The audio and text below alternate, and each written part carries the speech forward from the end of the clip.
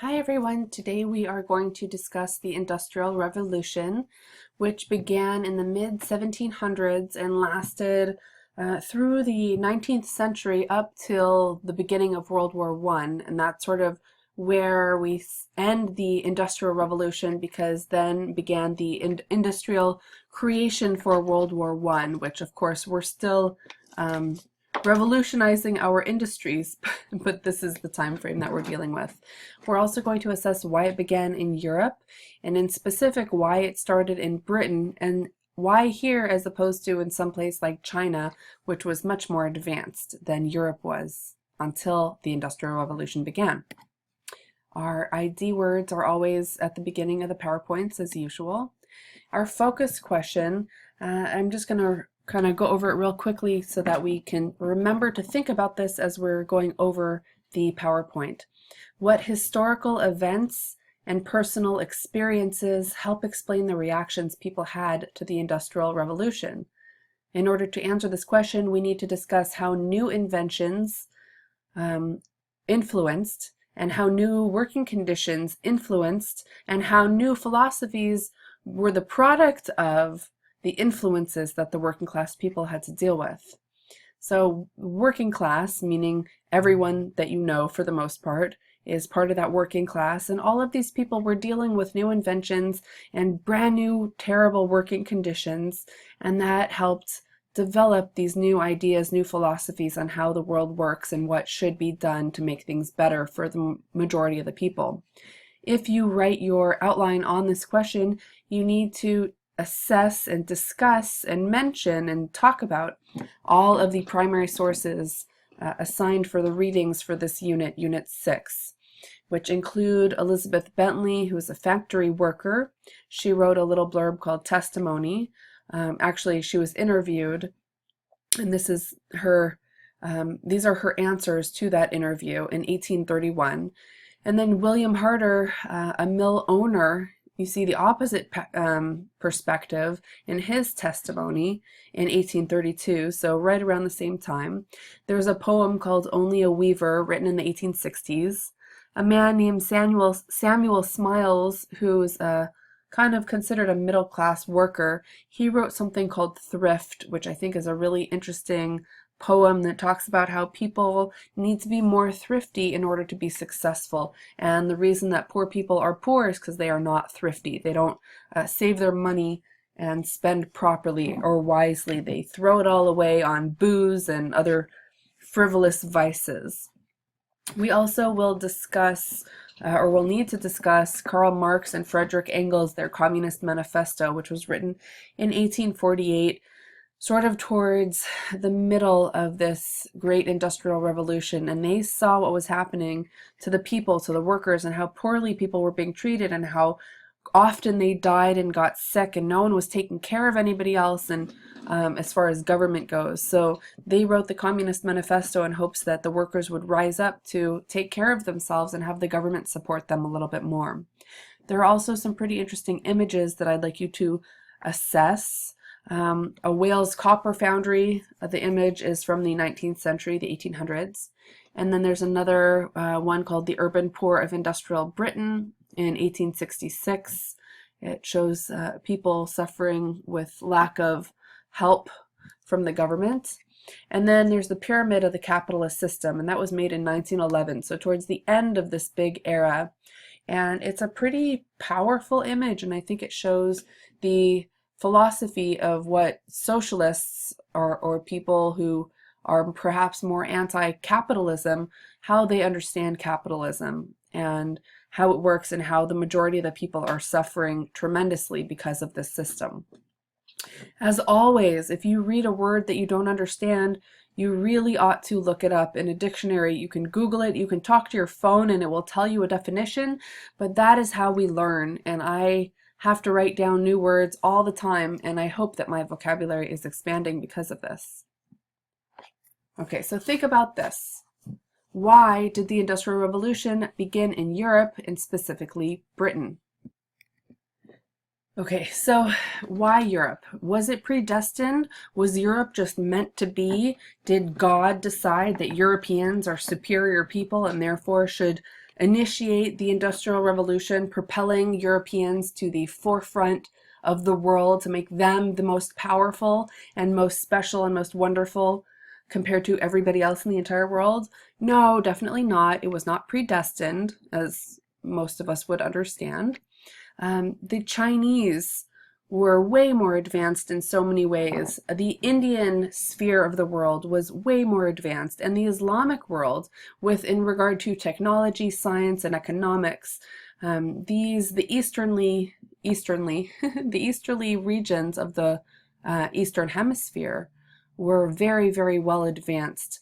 So we can't really say that Europe was just meant to be the leader of the Industrial Revolution, because if you were to look at things in the 15th and 16th centuries, you wouldn't perhaps think that that would be the case, especially prior to then.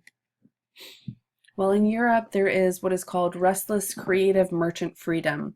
After a lot of wars, European wars, especially religious wars between different sects of Christianity and between other regions, between kings and merchants, things are starting to settle down.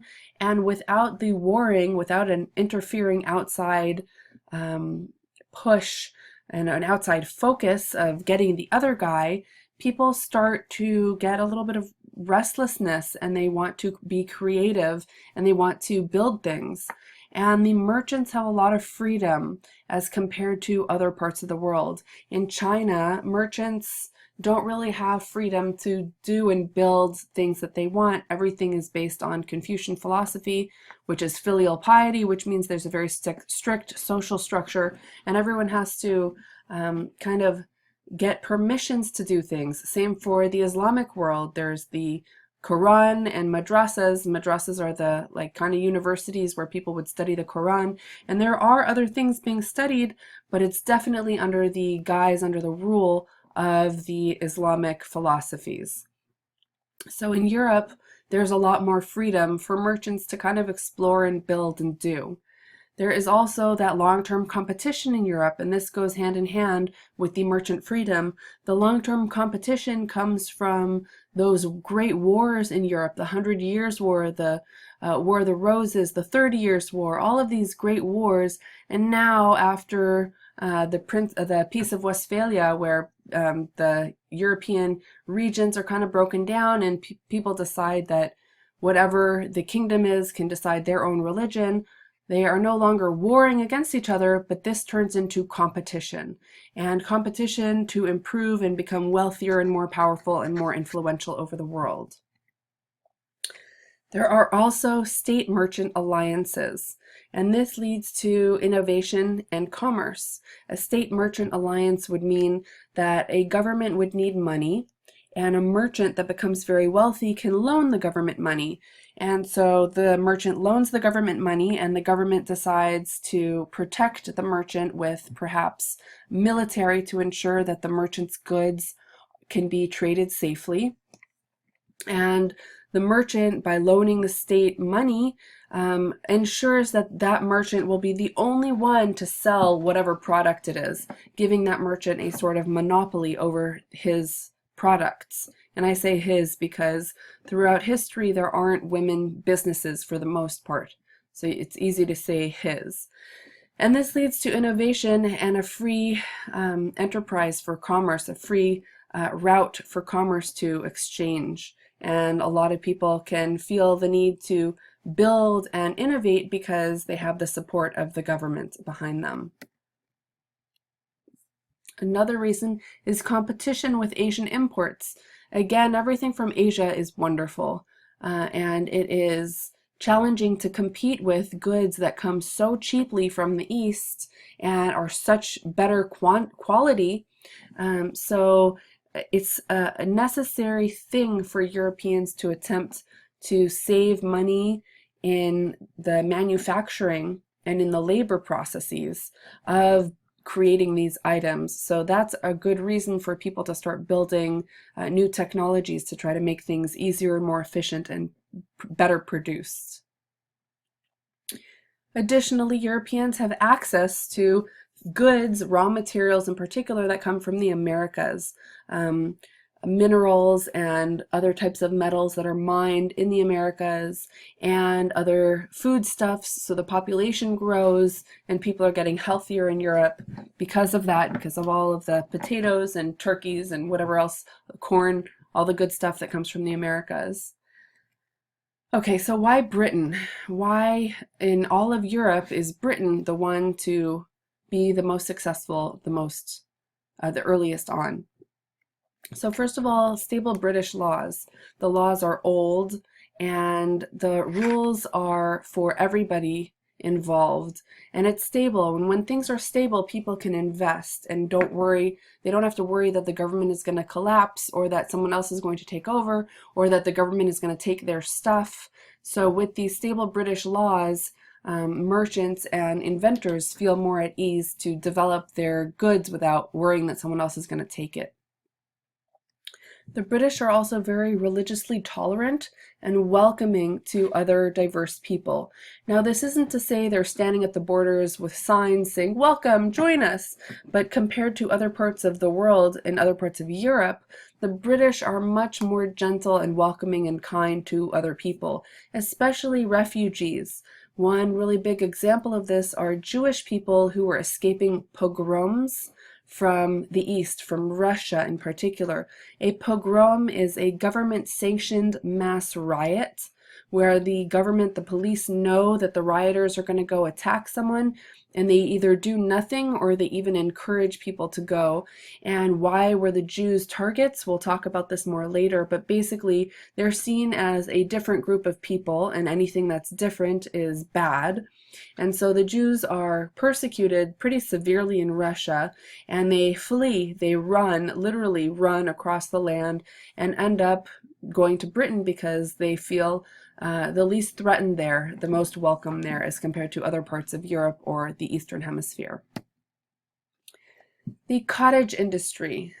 Britain has what is called the cottage industry, and basically it's sort of like a blueprint for a factory assembly line. And we don't really have a full assembly line until Ford creates one in the early 1900s for his cars. But the cottage industry is basically like a bunch of cottages, a bunch of houses with families, and each family has their farm and they grow whatever it is that they grow. And then at night they're all sitting around a candle perhaps, and they have nothing to do and they're bored, or maybe not bored, maybe they're just doing whatever, but this allows them to produce part of something. So say we're going to make a shoe.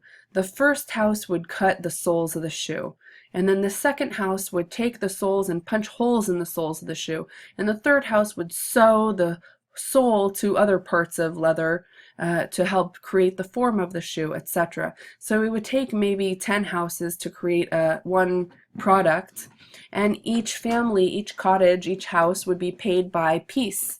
So you cut one sole of a shoe and you get paid a tenth of a penny or whatever it is at the time. And eventually you end up with a full product down the line. Now this is helpful for people who are sitting around a fireplace, they don't have much to do after work, and they want to make it some extra money. And it's helpful for the owners of the shoe production line because they get a whole bunch of different families to make the different parts of the products, and some people put them together, etc.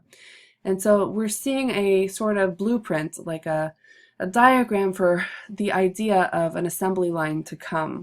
And assembly lines are very, very efficient. You do not have to be an expert. Anyone can do the job. It's very monotonous. We'll talk more about assembly lines soon. And then geographic luck. Britain has some extraordinary luck when it comes to the stuff that is in the earth and underneath the people. So first of all, there's a whole lot of iron. Iron is used to produce steel, and steel is one of the strongest metals of the world. And it is very useful to build things out of steel. It is just so much better compared to so many of the other metals that people had been working with prior to this. And people have to be really careful with steel production because if iron isn't smelted properly, it can crack and become very brittle and turn into what is called pig iron, where a lot of nails are made of pig iron. But steel is just an incredible tool that a lot of machines end up being built out of in the Industrial Revolution. Britain also has an abundance of coal. Coal is used, you light a coal and it gets really hot. It's used to heat things, to melt things like iron into, smelt it into steel. And also coal is used to heat water to create pressure to put force and energy into things like steam engines. So coal is really important. And then water. Britain is a big island and there are lots of waterways within Britain, and then the people managed during the Industrial Revolution to figure out how to make canals that connect parts of the country together, parts of the territory together, and this allows for really easy travel.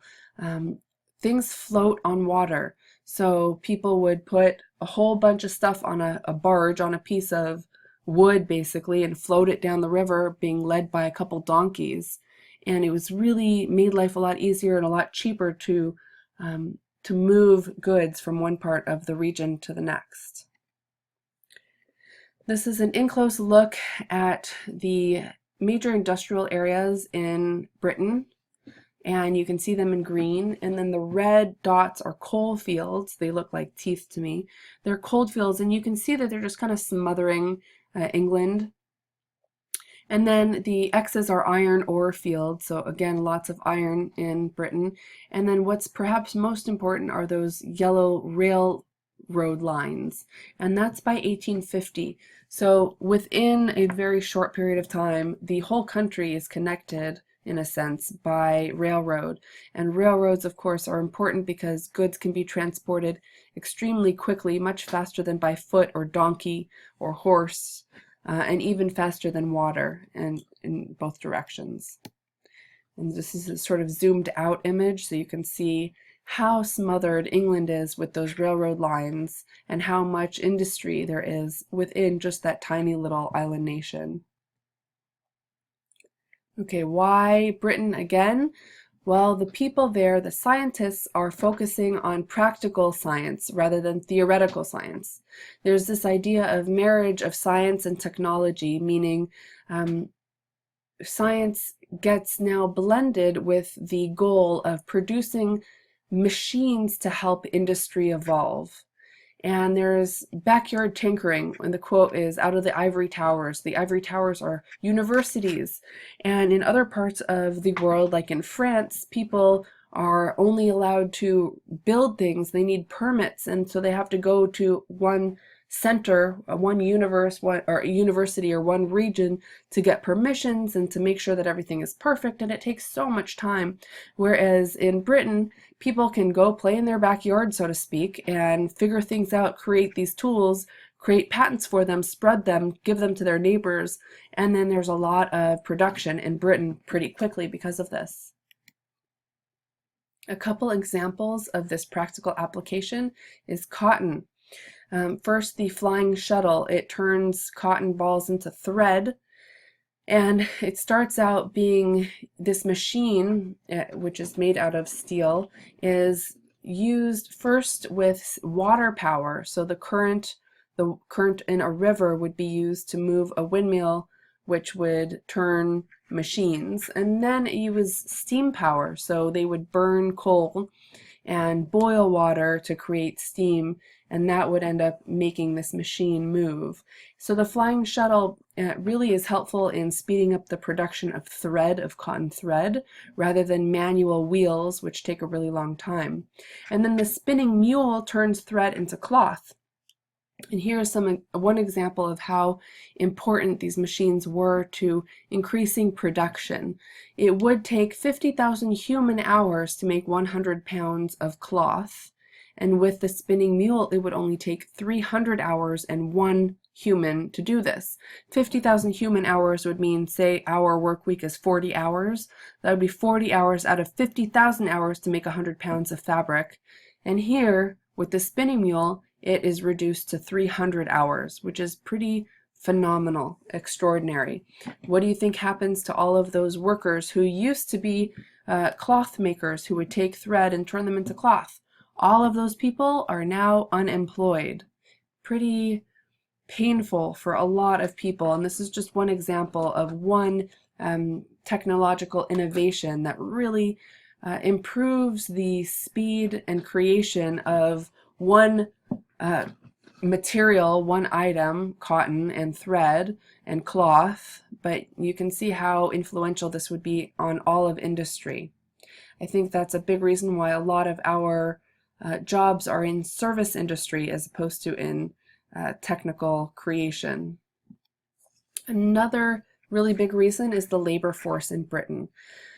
Starting in the 18th century, so starting in the 1700s, there was a great population growth, and part of this was due to the American products like the Peruvian potato that came into Europe. After the Black Plague and after all of those wars, the European wars, population is starting to finally grow, and the foodstuffs that came in from the Americas definitely had a big influence on that. Also in the 17th century, so starting in the 1600s, there was this thing called entail, which is basically small tenant farmers who would have their farms purchased by a big commercial agricultural firm, and they would put a fence around the farm, and rather than farming for something like wheat, the wheat would now be turned into an area for sheep to graze so that people could use the wool of the sheep. And also a whole bunch of small tenant farms would be sold to a big commercial farm, and all of those small tenant farmers would now either have to become renters to the big farmer or would have to leave and move to the city, which is what the majority of farmers did. They moved to cities and they went to work in factories. Okay, so another reason why Britain was the head of the Industrial Revolution is because of capital. Britain had a lot of capital, and capital is really anything that can make money. So a huge labor force is capital, and all of those goods that Britain had, like the iron and the coal, those are all things that can be construed as capital. And they also had credit. There was a long tradition of those joint stock companies like the English East India Company, the EEIC.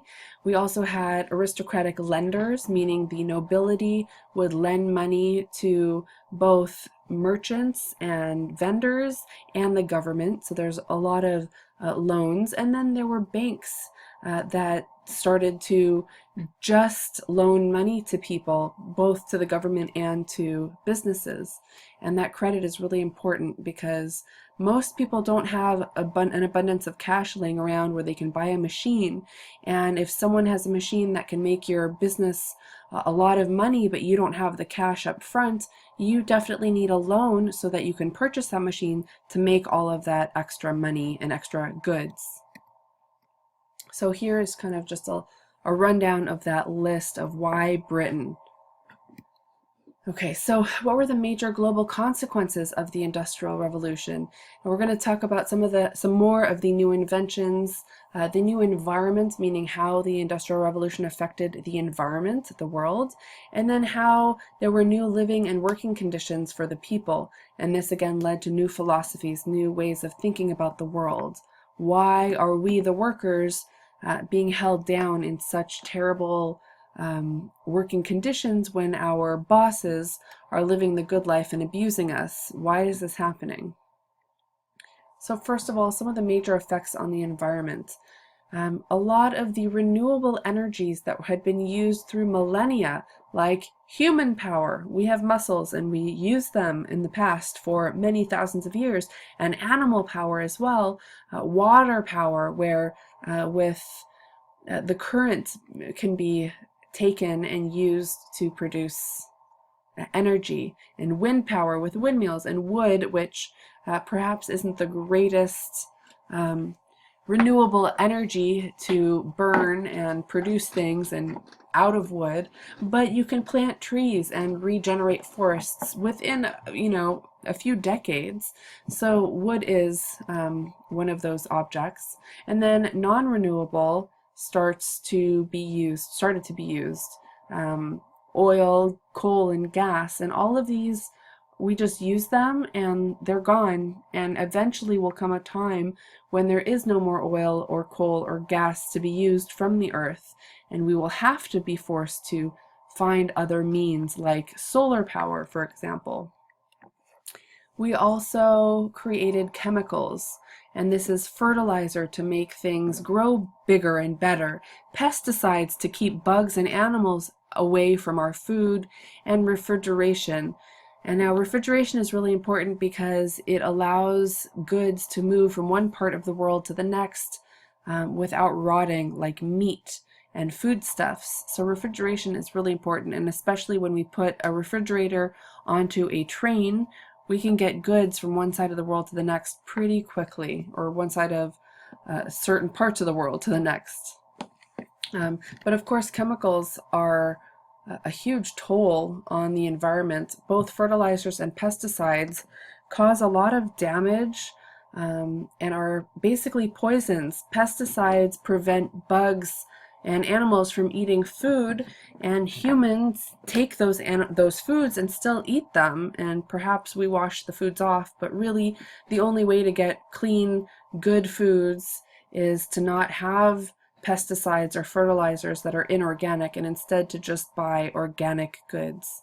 And if you look at the studies conducted based on people eating chemically produced foods versus organic, non-GMO, non-genetically modified foods, the health of the blood and the white blood cells are very, very high in people who only eat organic as compared to pesticides and other chemicals. The landscape was altered. Mining, basically you cut down mountains, and in order to mine and cut down mountains, you have to cut down forests.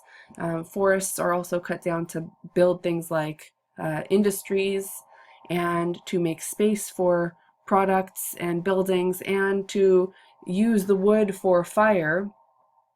And all of both mining and deforestation causes an extraordinary amount of pollution, and in general where the pollution goes is into the skies and into the waters, into the air and water that people are breathing in and drinking from and bathing in.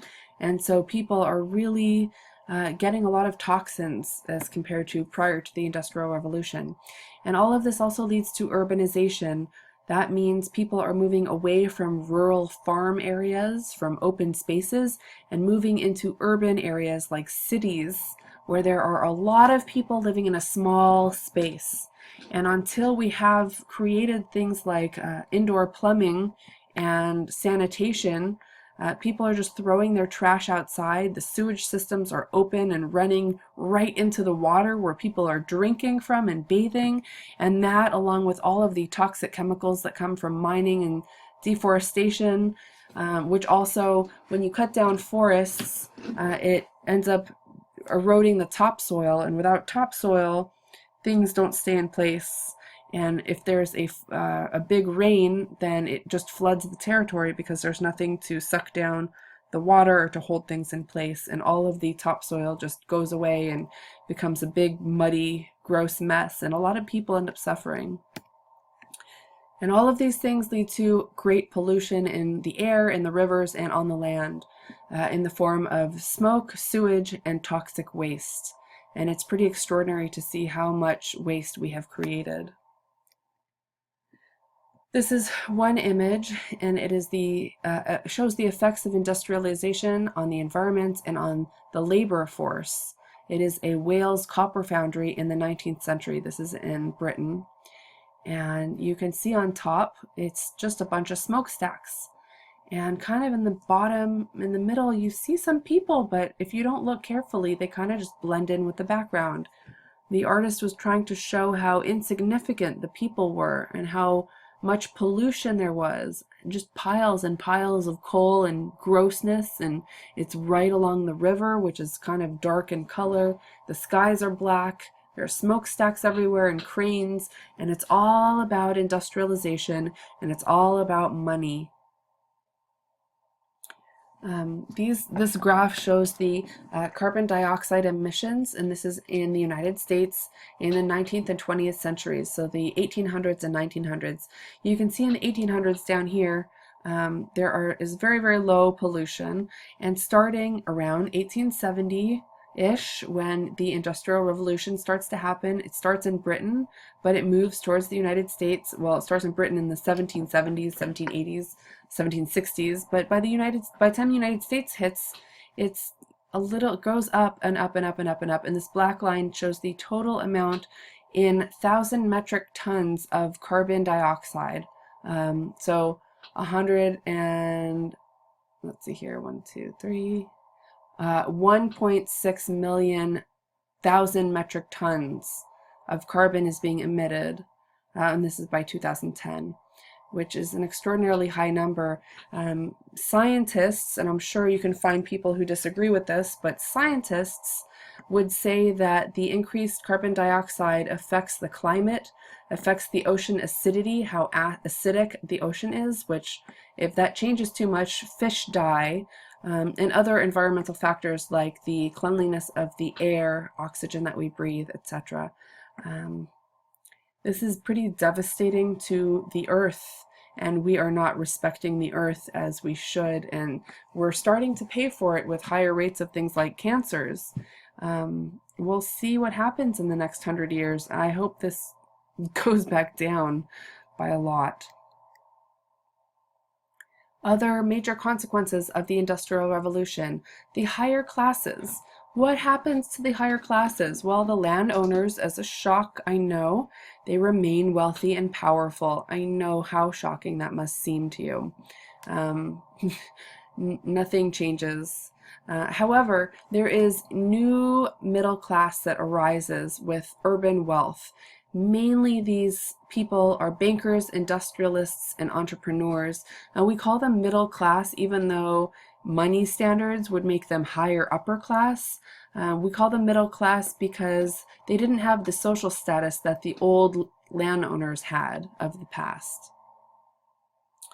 And then there is a new group of lower middle class people, and this is a new position with these so-called desk jobs: teachers, lawyers, salespeople, managers.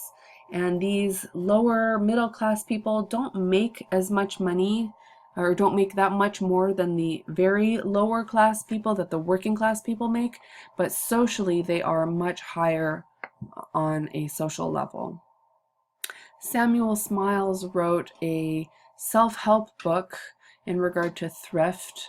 We're also going to read his poem Thrift in class, but basically his philosophy, being a middle class person, says that the lower class is lower class because they spend their money frivolously, they don't save, they buy things like alcohol, and they spend their money without saving properly, and they don't work hard enough. And if they worked hard enough, then they would not be in that lower class position.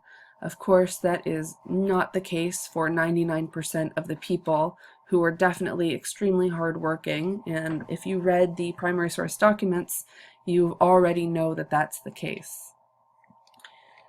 Higher classes. The higher class women should be respectable by staying home, not by working, and they're supposed to have a servant to show how respectable and upper class that they are, and their job is to be a consumer.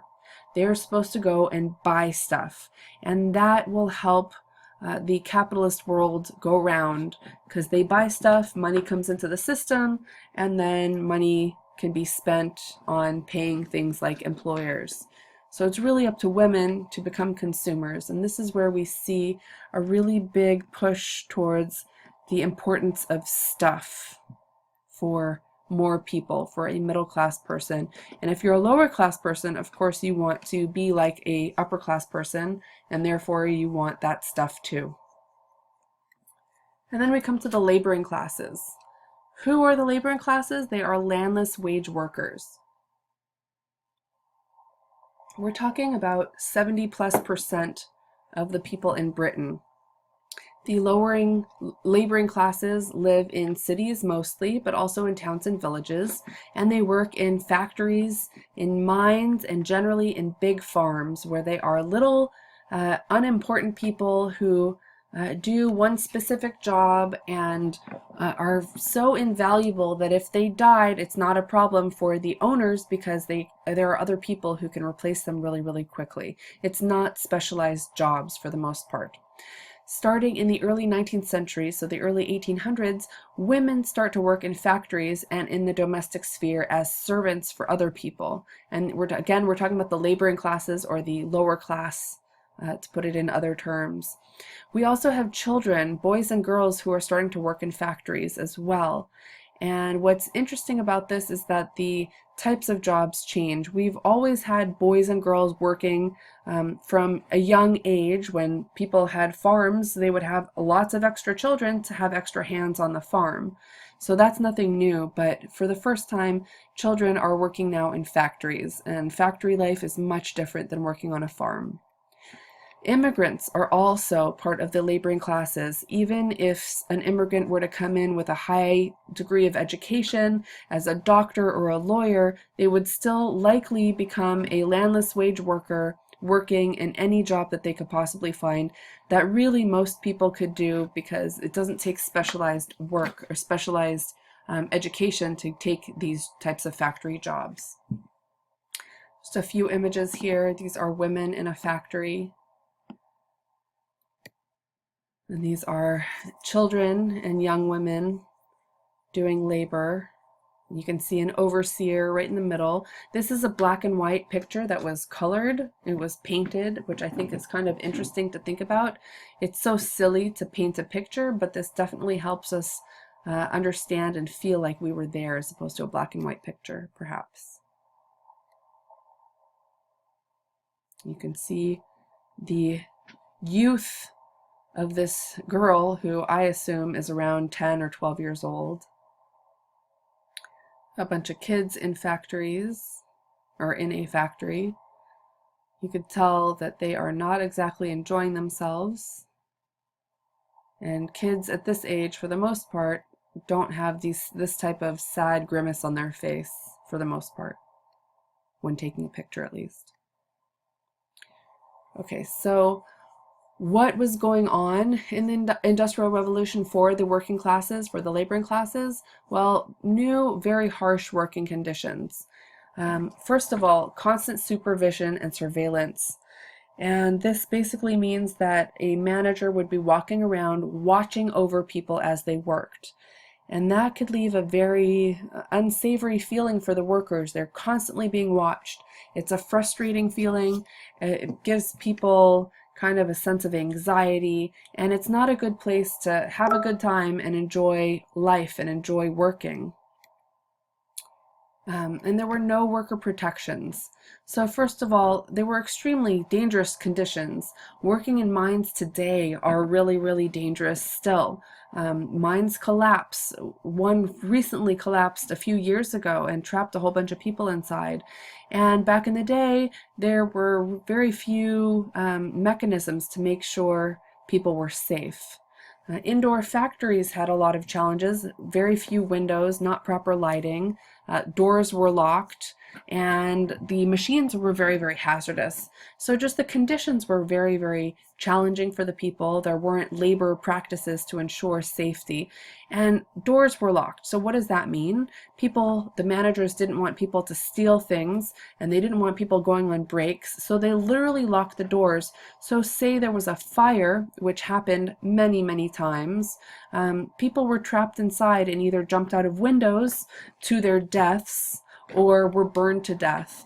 One occasion happened in the early 1900s, and a bunch of girls, basically young immigrant girls, were in a factory for shirts, a shirtwaist factory, and they ended up jumping to their deaths from the 13th and 14th stories, and they were working on a Sunday where most people were out and about having a jolly old time, and so it was publicized because so many people were there watching these young girls jump to their deaths. Some held hands and jumped, and some just were silent, and some screamed, and they tried to catch the girls, but they couldn't, and So many people died, and it was just because the doors were locked. There were no proper fire escapes. The fire escape that was there collapsed, and this happened again and again and again. And even recently, this happened in the United States. There was a chicken factory fire, and the doors were locked. I don't know, maybe people thought they were going to steal chickens. I have no idea why the doors were locked, but a lot of people ended up dying, and this was within the last 10 years in the United States. So this are a lot of challenges that need to be dealt with. And then the hours. We complain about an 8 or 9 hour workday, but really, oh my goodness, the people, I don't know how they dealt with this. 6 days a week they worked for about 15 hours a day, and this was dependent upon the season. So sometimes it was only 13 hours a day, sometimes it was more, 16 plus hours a day. Very few breaks. You didn't get bathroom breaks, and there wasn't a mandatory lunch break, and there wasn't a mandatory whatever break. You worked until your boss said to stop and go home. And that just led to a lot of challenges physically and mentally for a lot of these workers. And there's no insurance. So if a mine collapsed, if a machine took off a toe or took your finger, or you stabbed yourself, or whatever it was, for accidents in the job or outside, or illness, or if there was a recession and unemployment because of too many workers, there was no insurance. So you didn't get any money, there was no welfare, and people literally were starving on the street and dying on the street, could not feed their families, and that's it. That's it. It was just based on the workers and how many workers there were. We're going to talk about the primary source poem, the primary source document, Only a Weaver in class, and it just shows the vicissitudes of the market and the challenges that workers faced based solely on if there were jobs or not. As an adjunct instructor, I feel that. Personally, I'm dealing with this myself, and I get classes based on how many students there are. If there are more students, then there are more classes available, and I can get full-time work, not considered tenured as a part-timer, but I can teach more. Whereas this semester, one of my classes was canceled because there weren't enough students. So I definitely feel this as well. But back in the day, there were even bigger challenges for more people. I am not going to complain by any means. A few more images. You can see the age of these kids. They are very young kids, and they perhaps should not be working. And these are child mill workers, so they're working in a mill, and their hours and days are extraordinary. And people started at the age of 6. And I know we are in kindergarten and in first grade at age of 6, and it's just unreal to think that these kids are in mines, breathing in the coal and the dust and having major injuries happen on a regular basis, not getting education, not getting taken care of. They are nothing to their employers because they are just there to make money. Another picture of miners. Ha ha. This is an image of someone in a mine, and you can see why children would be so useful in this type of job, because the hole is very small, and so children can pull and crawl through the mines much easier as compared to an adult. This kid is replacing bobbins, which are like pieces for spools for thread, and he's barefoot, and I just see his toes getting caught in the thread and getting his toes pulled off. It's just such a horrifying image to me, and this is totally normal. He's not even wearing shoes. And these kids, one of them is also not wearing shoes in the front, and the guy in the back has his jaw bandaged together. So clearly he was in some sort of accident, and still, even though he's a kid, is still working with his jaw taped together. More factory workers. In this case, there's a lot of lighting because there are some good windows here, but in a lot of cases, there's not enough lighting, there's not enough air, there are toxic fumes.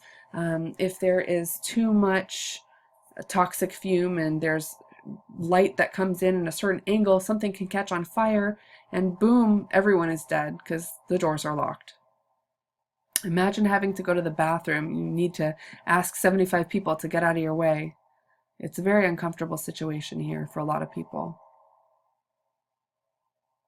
Okay, so along with all of those other challenges, these workers have no rights. There are punishments for not producing enough. There are punishments, physical punishments and abuses for coming in late or not producing whatever it is, whatever the managers feel, they can literally beat up these kids, these workers, and then very, very low pay. And in addition to physical punishments, people can be docked. So if they show up a few minutes late, their manager is going to dock money. And there's constant fear because these workers, there are so many workers, that your job is so valuable to you, you will go through any types of abuses just to ensure that you can keep your job and come home with those few pennies to feed your family some bread. So there's constant fear as well. Really big challenges. We're going to talk about the primary source document Testimony by Elizabeth Bentley. And she is a young girl who works in a factory, and it goes to show some of the things she went through, waking up at crazy hours in the morning to get to work on time, working as hard as she could. She didn't feel hungry because she was working so hard, and her food was covered in dust, so her boss ends up throwing her food, her little meager meal, to the pigs. And so she just basically doesn't eat, she doesn't sleep, and she just works all the time. And it's such a sad experience for her. And she sees people getting beaten up all the time for minor issues. And this is an image of a factory, and attached to the factory, in a lot of cases, there were dorms, so people didn't have to walk 5 miles or 2 miles to get to work at 4 in the morning. They could live right there, which sounds like a great plan, except for if you are now working in the dorms, you now owe your boss rent, and you're eating his food, so you owe him money for the food, and rather than paying you, he gives you points, and you have to spend those points to survive. And there is a very small chance of you ever getting out of there with any savings at all, because you're constantly needing things like clothing and food and shelter and a bed and sheets and whatever it is. You want a hot shower? Yeah, that's $5, mister. So it's a very hard situation for these workers in this way as well. So maybe a few more images of Industrial Revolution workers. Okay, rapid urbanization. So cities are built really, really quickly, generally right near factories. And these factories and the apartments that are built are not built properly. They are built, say, for 10 families to live in, and instead 40 families are living there. And this leads to high mortality, high death rates. These are some of the major global consequences of the Industrial Revolution. It doesn't just affect people in Britain, but across the globe. One example of the challenges is in Manchester, which is in England. The life expectancy was 20 years old. So in general, people were expected to live until they were 20, and conditions were so bad, the work conditions and the living conditions, the diseases were rampant, and things were so bad that people were expected to die by the age of 20, and so many did. And this is in 1851 we're talking about here. 1 toilet for 40 people, and other sources I've seen say 2 toilets for 250 people. And we're not talking full bathrooms, we're talking toilets. This is just an unreal thing to think about. And chances are, if you're working really, really hard and not eating properly, your stomach has some challenges, and you probably want to go to the bathroom more than a normal person would, and you're in line with 40 other people. Unreal. 6 out of 10 children die before the age of 5 here. And this is just, what a horrifying thing to have to deal with, to undergo as a mother. And that's probably part of the reason why people had so many children, because half of them were dying. Okay, so just to go over capitalism, and what capitalism is classical liberal economics. So here's the circle. There are lots and lots of workers, which means that there are low wages, because if there are tons of workers, I could pay you whatever I want, because if you don't want the job because I'm not paying you enough, you can leave and there are 5 other people to replace you. So if I'm a manager, I can pay you whatever I want. So these low wages lead to really bad living conditions. People are crammed together, they are sharing beds, they are not showering often enough because they don't have time because they have to go to work, and therefore people end up starving and dying of diseases and of starvation. So a lot of people die. A lot of people die. And that leads to less workers. And if there are less workers, then there's more demand for the workers, which means that laborers can say, ah, you need me, I want more money. And that leads to higher wages and better living conditions. And when you have better living conditions and a better life and more food, what do? You have more babies. And more babies means eventually more workers, which means lower wages and lower living conditions, and then bad things happen and people starve and get diseases and die, etc. So this is the sort of circle of the capitalist philosophy, classical liberal economics in regard to capitalism. This image is the urban poor of industrial Britain, and it's called Death's Dispensary. And it says it is open to the poor gratis, free, by permission of the parish, meaning by the permission of the local church. And you can see that these people are gathered around this well, and they are pumping water. But who is pumping the water? Death. Chances are that the water is toxic because the factories are pumping toxic waste into the into the waters upstream, and there is perhaps sewage being spilled into the water. And so these people who are thirsty and need basic needs met, like water to drink, they are literally drinking disease and toxic waste that is coming from the factories that they are being forced to work in just to survive.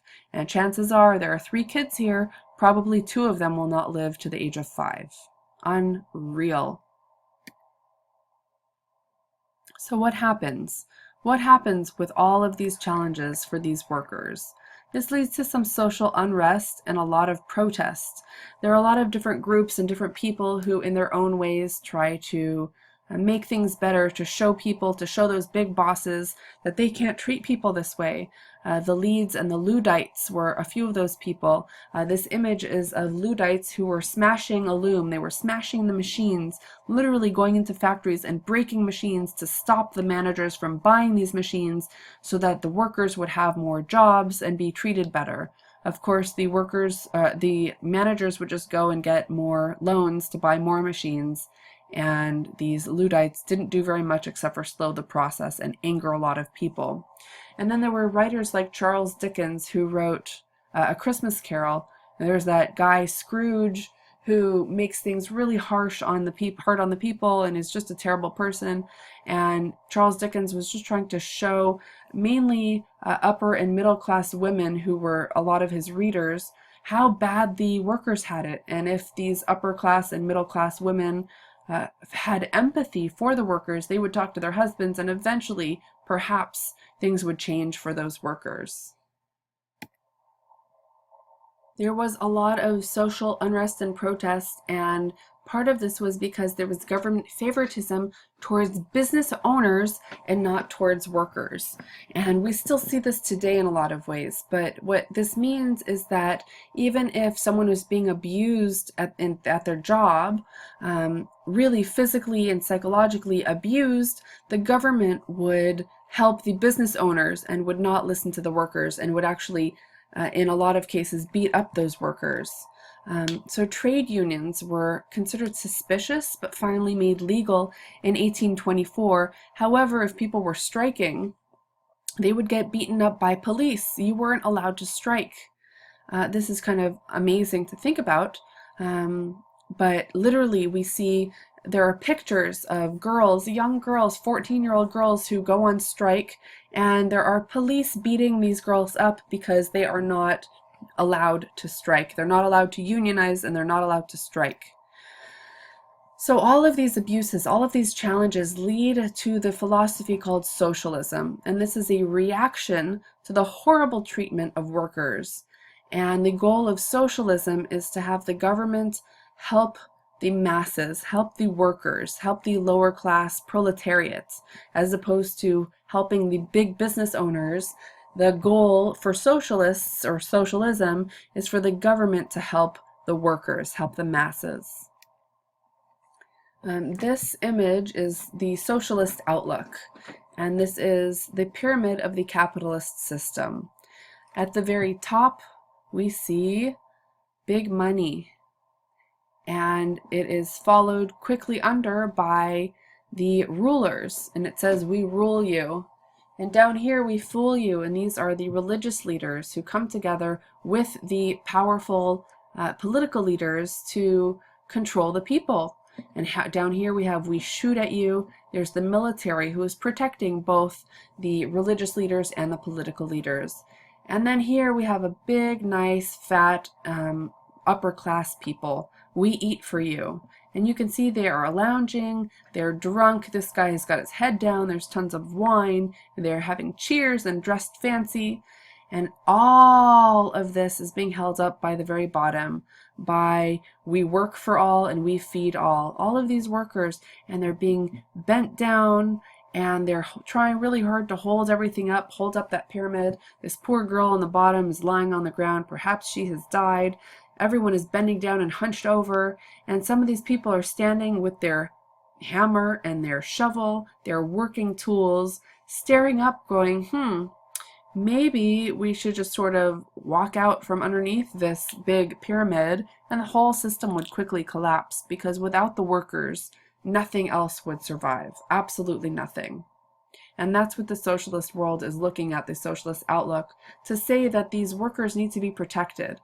And without that protection, everything will fall apart. So these workers need to be taken care of a little bit better so that they're not dying, so that they can thrive as well, and at least eat some basic food. A few of the main leaders of the socialist philosophy are Karl Marx and Friedrich Engels. There's a picture of them. And they came up with the idea that capitalism and private property are really evil and they divide. So their goal was, in some ways, to get rid of private property, to get rid of capitalism, and to work towards the idea of uniting together where everyone can have at least some basic needs met. Basic food, basic healthcare, basic education for the masses. And they have this idea that capitalism and private property creates a separation between the bourgeoisie, the upper class, and the proletariat, the working class. And the working class needs to unite. Workers of the world unite together to rise up, because there are so many more of us than there are of those small bourgeois, the small wealthy people. So the proletariat needs to come together to rise up, to get the government on their side, to protect the people. They wrote the Communist Manifesto, and there's a big difference between communism and socialism, but people see the word socialism and freak out. We'll talk a little bit more about this in class, but there's this idea that socialism is evil. We live in a socialist democracy. We have public school education, for example. At least until now we have that. We'll see what happens with this coming administration. But community college classes cost practically nothing for students. It's something like $53 a unit right now, something like that. So $150 for modern world history class. In reality, the cost of the course is upwards of $4,800, $4,800. And the taxpayers and the socialist system that we are in helps subsidize the rest of that money so that all of our students can come to community colleges and get educated without breaking their bank. And I think that's really important. Also, our fire departments are not private. Our police departments are not private. Our libraries are all public. All of these public services are all part of socialist philosophy. So we are definitely in a socialist democracy, but people hear that word and freak out. So don't be scared, people. Learn before you judge. This is an image of the distribution of wealth in the United States. In the 1800s, there was a sort of equality in the number of people who had money. And what I mean by that is, say there was $100, 50 of those dollars went to the richest 10%, and 50 of those dollars went to the other 90%. So it's not exactly an equal system, to say the least. However, if you look at 60 years later in 1860, the richest 10% now has 8 out of the $10, and the other 90% only has $2. So it's become even more unequal. And this is the wealth in the United States in that 60-year period. It'd be interesting to see what these scales are today, but I have a feeling it's much closer to this than to this, even though this is not exactly equal in any means. It's much better than the richest 10% owning 80% of the wealth. And I think it's more like the richest 10% own more like 90% of the wealth in the United States. Image just goes to show on top you see the very wealthy who are reclining and eating fancy, and then down below you see the poor laborers who are barely struggling. They look like they're half dead, and they're being used and punished in the mines. You see there's people working in the mines here, and it's just kind of a show to see the discrepancy between capital and labor, the business owners and the workers, and the young people who are suffering tremendously because of this. The people on the bottom look very hollow and sad looking, and the ones on top are well dressed and have servants and are having a jolly old time. Okay, so some of the other things that were invented in the Industrial Revolution. James Watt made the first reliable steam engine, and this was around 1775, and this was used for a lot of different things, starting with cotton production machines, and then the first steam engine boat, which allowed people to ride upstream and across ocean waters in a much safer and faster way. And we're also, of course, talking about steel machines, and steel is very strong, so these are very sturdy and powerful, and they can move faster. And there are additionally the first train was called the Rocket, and it went a whopping 15 miles an hour, which I think is hilarious. And this is in 1815, and by 1845 England had 6,000 miles of rail, and trains went about 60 miles an hour. The United States, from California to Maine, on the complete opposite side of the United States, is about 3,200 miles. So this went back and forth across the United States. But if you think about the size of England, it's very impressive. And we saw that map with the railroad all over the place in England. Very impressive. This is a scale that shows the amount of railroad lines in Europe, and you can see Great Britain has the most pretty quickly by 1850, and other places in Europe follow pretty closely behind, but not quite what Britain has. Germany comes in second, and then France.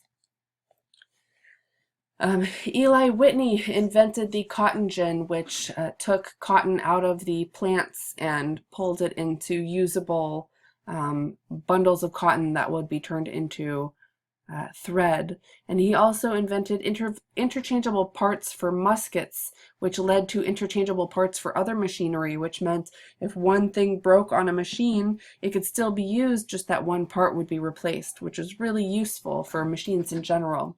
The telegraph by Samuel Morse, who also invented Morse code, very helpful for secrets during wars. An early Kodak film camera was invented. The transatlantic cable was invented in the mid-1800s, and that allowed information to travel and news to travel across oceans, which is unreal to think about. And then Alexander Graham Bell invented the telephone in 1876. Really nice to be able to communicate without sending a letter that would take 3 or 4 weeks to get somewhere. Thomas Edison, the light bulb, the first long-lasting incandescent light bulb. Really important, because prior to this, what did people light their houses with when the sun went down? Candles. Candles burn. What are houses made out of? Wood. There are lots of fires where full cities end up burning down because everything is made of wood, and old wood that gets dry, and then a candle falls and boom, everything is gone. And we don't have social services of firefighters, so it's private companies, and if you haven't paid a private company to help save your house, they won't, and your house would burn down. Nikola Tesla, the first induction electric motor. The Wright brothers invented the first airplane in the early 1900s. This is 100 years ago, people. This is crazy to think about. And then Henry Ford invented the T Ford, the first Model T. and a large-scale moving assembly line. There were assembly lines prior to this, as we recall, with the cottage industry in Britain and in other parts of the world, but this is the first time there is a large-scale moving assembly line with lots of little parts, and each person has one role to quickly change or do one tiny part of a big project. So that's our question, and that is all for this lecture. Please review it as needed and make sure you watch the video on the Industrial Revolution as well. I think that will be very helpful for you. And if you have any questions, you know how to reach me. Hope you have a wonderful day. Bye.